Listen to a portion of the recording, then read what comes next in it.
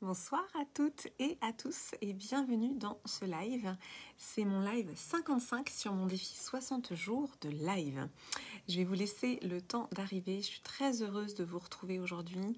J'ai un message à vous faire passer. Voilà, quelque chose que j'ai envie de vous partager, que j'ai découvert cette semaine. Pour ceux et celles qui ne me connaissent pas, je suis Clémence Martin, je suis la fondatrice de The Positive Place.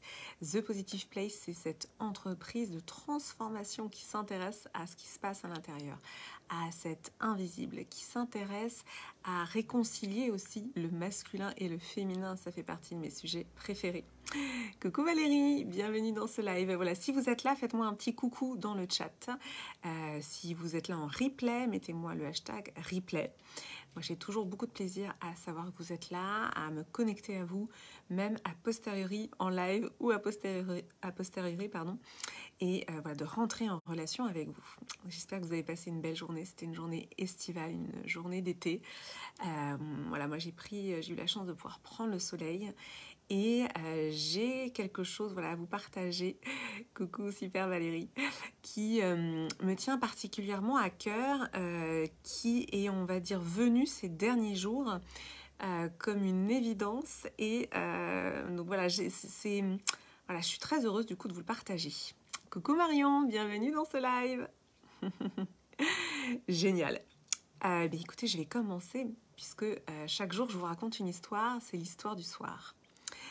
Alors aujourd'hui, j'avais envie de vous creuser un sujet que j'ai déjà un petit peu abordé, mais là j'ai un nouvel angle qui m'est apparu ces derniers jours et que je trouve hyper intéressant et surtout au-delà de ça que je ressens profondément. Donc là c'est quelque chose qui pour moi est comme une évidence.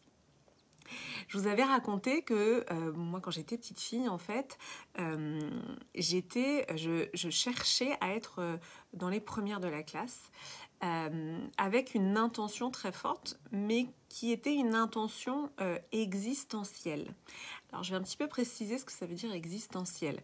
Existentiel, ça vient donc d'exister, ça vient d'existence. Quand on dit que c'est quelque chose est existentiel, ça veut dire que c'est nécessaire à l'existence, c'est-à-dire que sans ça, on ne se sent pas exister. Donc c'est en fait très fort quand on dit que c'est quelque chose d'existentiel. Bonsoir Monique. Quand on dit que quelque chose est existentiel, c'est que c'est sur un plan métaphorique, en fait, c'est énorme. Ça veut dire que sans ça, c'est la mort métaphorique, d'accord ?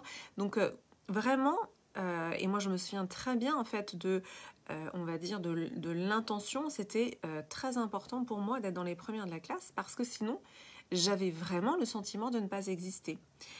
C'était ma manière de me placer, de me positionner, parce que j'avais le sentiment sinon que je n'avais pas d'existence. Donc j'insiste vraiment pour que vous compreniez l'ampleur des choses. Avec cette dimension qu'il n'y a pas d'alternative en fait, on ne peut pas ne pas être dans les premières de la classe, c'était pas possible en fait. Il y avait une énorme pression, voilà, cherchez le mot. Donc il y avait une grosse pression. Et en fait, j'ai compris quelque chose de super important par rapport à ça, c'est que quand on a une pression existentielle pour être dans les premières, donc à l'école, parce qu'évidemment, comme vous l'avez compris, je vous en parle souvent dans les lives, ce qu'on vit en fait dans nos premières années, ce qu'on vit à l'école, structure aussi la suite de nos comportements. Donc quand on a une pression comme ça existentielle sur le fait d'être dans les meilleurs, sinon on a le sentiment de ne pas exister, eh bien c'est justement ce qui va faire que plus tard à l'âge adulte, on ne pourra pas supporter d'être débutant dans une activité. Quand je dis débutant, c'est vraiment totalement débutant, de débuter, de partir de zéro. Vraiment, ça va provoquer un vertige. Et pourquoi j'utilise le mot de vertige ? Parce que justement, il y a cette dimension de mort symbolique. C'est-à-dire que si vous n'êtes pas, puisque j'avais internalisé cette dimension de il faut être la meilleure pour exister, derrière, la posture de débutant, et c'est tétanisant parce qu'il y a un côté vertigineux de dire mais si je débute, si je ne suis pas la meilleure en débutant, ce qui est contradictoire, vous l'aurez remarqué. C'est-à-dire que si on refuse de débuter, en fait, on ne pourra jamais être à nouveau bon dans cet exercice, puisqu'il y a toute une phase d'apprentissage. Et donc, moi, dans les différentes étapes de ma vie, en fait, comme je pouvais pas supporter d'être débutante, eh ben je procrastinais, en fait, je mettais pas en place les choses.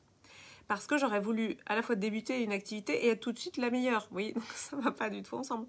Donc pour éviter l'inconfort d'être débutant, pour éviter cet inconfort, donc ce vertige, on procrastine. Donc la procrastination, voilà, c'est des choses qu'on peut mettre en place, que j'avais mis en place. Du coup, on évite, hop, bah non, je vais pas faire ça. Hop, non, je vais pas faire ça. Donc on procrastine pour éviter de ressentir l'inconfort. Marion, tu me dis, je me reconnais, je veux tout réussir du premier coup. Oui, c'est ça. Et donc, en fait, ça part d'une bonne intention. Enfin, ce que je vous partage aujourd'hui, c'est quand même quelque chose qui est un ressort, je trouve, qui est bien caché parce que vouloir être la meilleure ou le meilleur, ça part de quelque chose qui est reconnu socialement. Voilà. Sauf que c'est aussi un état d'esprit qui fait qu'on va refuser les différentes étapes, qui fait qu'on va refuser de démarrer, d'être débutante, vraiment de démarrer de zéro, parce que alors c'est un refus évidemment qui n'est pas formulé comme ça, mais quand on procrastine quelque part, on refuse en fait cette partie-là. Et donc on va refuser d'être débutant, donc en fait on va se fermer à l'opportunité d'apprendre quelque chose de nouveau, de débuter, de développer, voilà, chercher le mot, de développer une nouvelle activité. Et c'est en fait ce qui fait aussi qu'on va se figer sur ce que l'on sait déjà.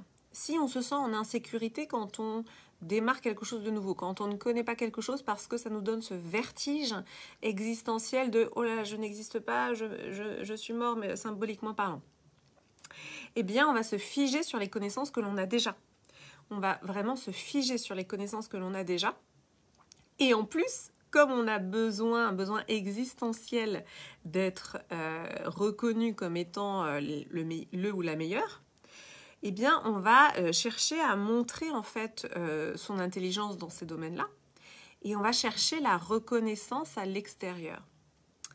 Et je vous le dis en toute humilité, parce que moi j'ai pendant longtemps cherché la reconnaissance à l'extérieur. Et comme je vous l'ai dit, c'est un écueil. Alors oui, on a tous besoin de valorisation, de reconnaissance, etc. Mais si on est 100% projeté à l'extérieur, c'est-à-dire si on attend que tout vienne de l'extérieur, c'est un écueil. C'est un écueil parce que l'estime profonde, elle va venir de l'intérieur. C'est de se reconnaître soi à l'intérieur. Et en fait, ce que je viens de vous décrire là, ça a été théorisé par Carol Dweck, qui a montré les différents états d'esprit, les différents mindsets. Ce que je viens de vous décrire là, en fait, ça s'appelle le fixed mindset. Donc, c'est un état d'esprit figé. Et pour reconnaître ça chez soi, il faut quand même y aller. Là, je fais preuve d'humilité en vous le partageant. Et je me rends compte, avec le recul aujourd'hui, que j'avais un fixed mindset sans m'en rendre compte. Parce qu'en plus, j'ai souvent changé d'entreprise, donc j'étais quand même quelqu'un de dynamique. Voilà, on ne peut pas dire que j'étais figée sur... en tout cas, facialement, on pouvait se dire, y a du mouvement, il y a du dynamisme, c'est pas figé.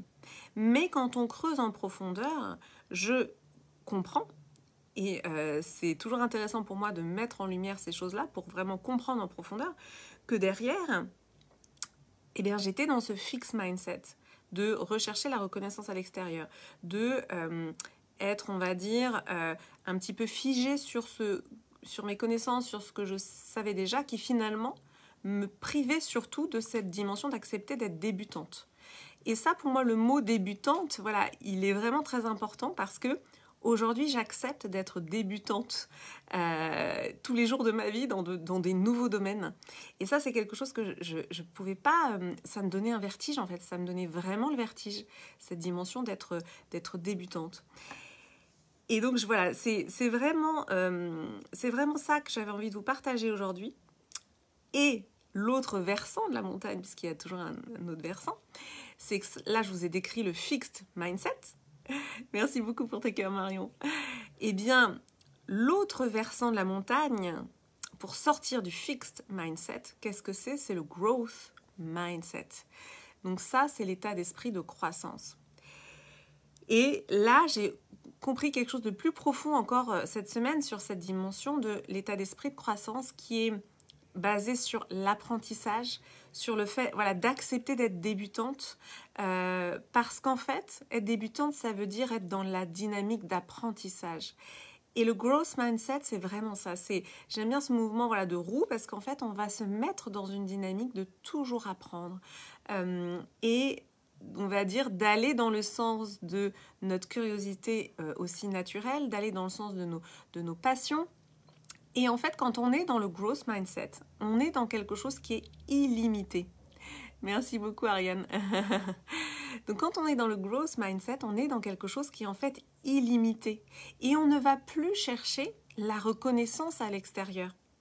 Quand elle vient, c'est génial. Mais en fait, on cherche d'abord, en premier lieu, à nourrir cette curiosité, à nourrir ce truc profond à l'intérieur. Growth mindset, c'est l'état d'esprit de croissance. On va chercher à nourrir profondément ce mouvement de ok, j'ai encore envie d'apprendre, j'ai encore envie d'apprendre, j'ai encore envie d'apprendre.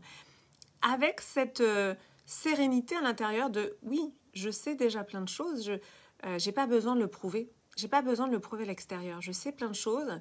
J'ai pas besoin de le prouver à l'extérieur parce que ma motivation première, c'est d'être dans cette énergie de curiosité et d'apprentissage. Et c'est insatiable. Et c'est illimité. Et en fait, c'est merveilleux parce que on investit sur soi.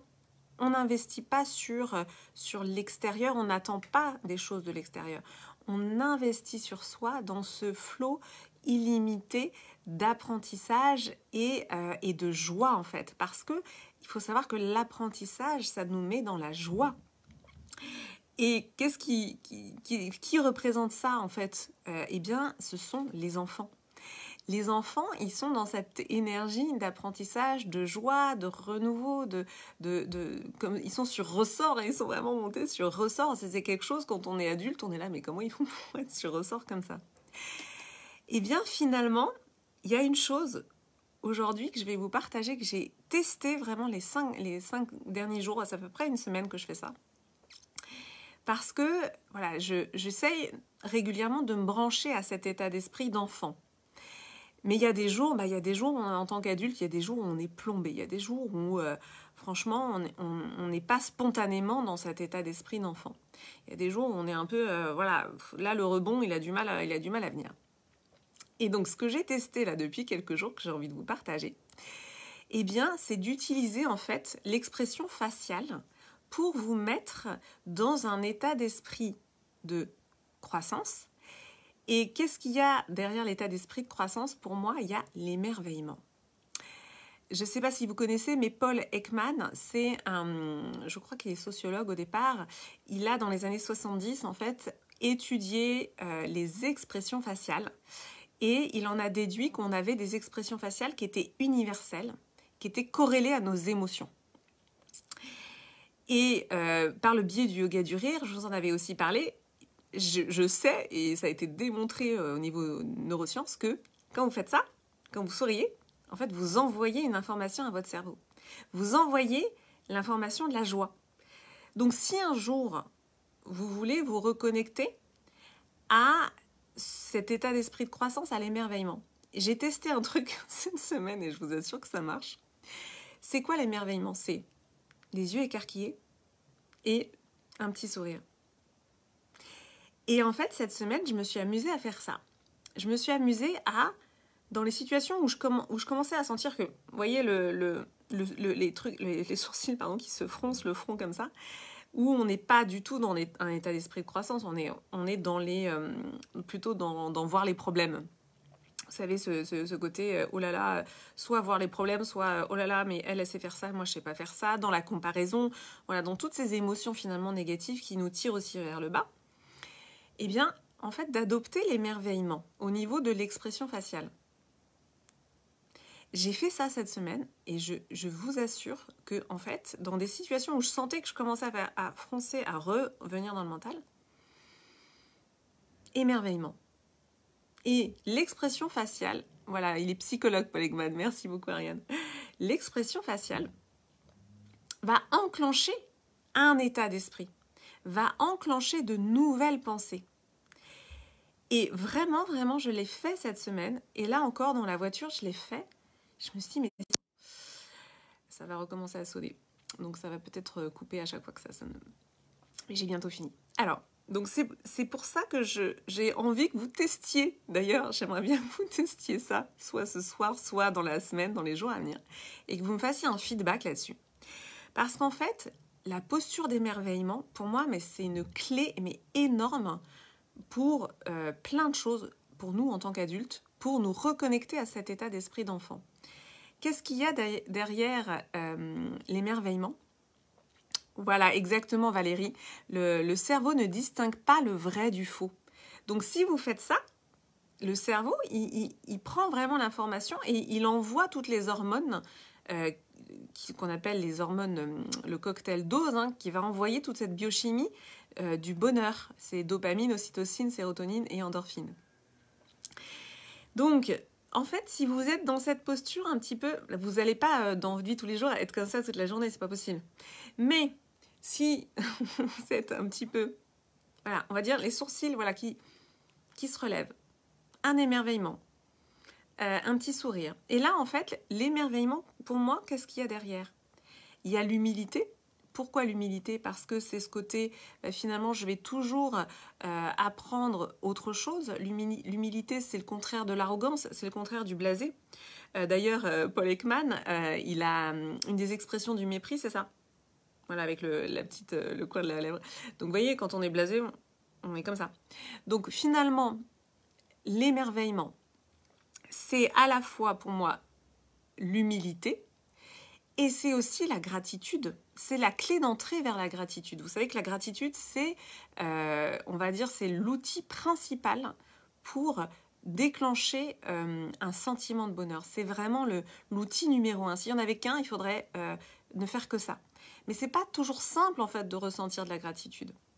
Et pour moi, je trouve vraiment l'émerveillement, c'est une clé d'entrée vraiment hyper intéressante. L'émerveillement. Et donc voilà, ça fait une semaine que je teste ça, donc j'ai hâte d'avoir vos retours pour voir si ça marche pour vous aussi. Alors, je suis en train de lire vos commentaires. Marion, tu vas tester. Et Ariane, tu me dis, oui, je teste cela tous les jours, surtout quand j'ai une baisse. Eh bien, super. C'est vraiment impressionnant, en fait. Et moi, je sais que c'est vraiment cette histoire de quand j'ai les tracas, les soucis qui viennent, je sens mes sourcils se renfrogner. Et en fait, le simple fait, voilà, d'ouvrir le visage, d'écarquiller un petit peu les sourcils, et là, vous ouvrez, en fait, le visage ouvre, et là, vous vous ouvrez à l'émerveillement, et puis en même temps, vous ouvrez plus grand vos yeux, donc potentiellement, vous allez voir plus de choses, vous allez pouvoir vous émerveiller de micro-détails, parce que la gratitude, c'est vraiment ça, c'est regarder, en fait, des micro-détails, c'est observer l'instant présent. Et encore une fois, se brancher à l'instant présent, dans nos vies, c'est pas toujours si simple. Donc écoutez, super si vous allez tester Valérie, Marion, top, je suis hyper heureuse. Vous me direz, voilà, si ça vous parle, vous me direz si ça marche aussi sur vous. Là, voilà, je suis exaltée de ça parce que je l'ai fait vraiment toute la journée aujourd'hui. Et j'ai passé une petite nuit, voilà, j'ai peu dormi. J'ai commencé la journée comme ça et en fait... Il y a vraiment quelque chose qui se passe en fait. Hein. Le cerveau, encore une fois, ne distingue pas le vrai du faux. Donc, on peut vraiment en fait transformer son émotion. Et je pense vraiment que là, c'est la solution la plus rapide et la plus simple. Voilà, on maîtrise en fait notre visage, donc c'est le plus accessible. On ne peut pas toujours faire une séance de yoga du rire ou on ne peut pas faire un petit exercice de yoga pour se rebrancher en fait à cette dimension positive. Donc là, l'accès le plus rapide, c'est le visage.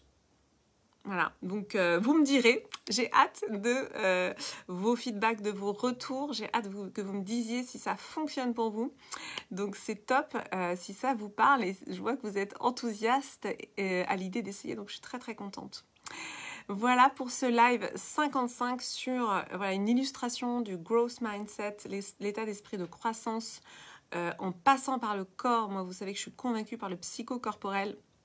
Je suis convaincue que en fait, tout ne passe pas que par le mental. C'est en passant par le corps que on va remonter en fait vers le mental et on va pouvoir aussi reprogrammer ses pensées, reprogrammer les pensées négatives qui nous envahissent parfois.